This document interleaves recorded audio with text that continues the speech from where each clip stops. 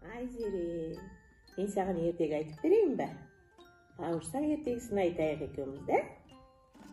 Ертеде шал мен кемпір болыпты. Шалы кемпіріне бауырсақ жегім келеді дейді. Сосын үйдегі ұнның қалғанынан кемпірі бауырсақ пісіріп, оны терезенің алдына суытып қояды. Одан бауырсақ домалап орманға қашып кетеді. Келатқанда алдынан қоян шығады. Бауырсақ, бауырсақ, мен сені жеймін дейді. Атамнан да қаштым, әжемнен де қаштым. Енді сенен қашып кетем деп, қояннан қашып кетеді. Келе жатқанда алдынан қасқыр шығады. Бауырсақ, бауырсақ, мен сені жеймін дейді. Атамнан да қаштым, әжемнен де қаштым, қояннан да қаштым. Қасқыр, мен сенен қашып кетемін деп, бауырсаққа қашып кетеді.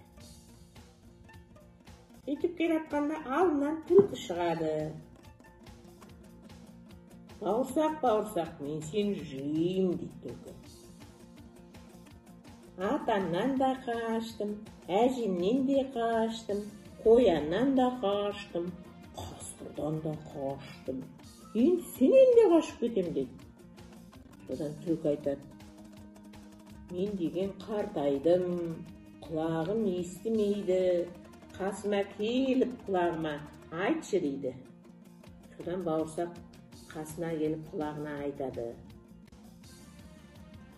атамнан да қаштым, әжемнен де қаштым, қояннан да қаштым, қасқырдан да қаштым.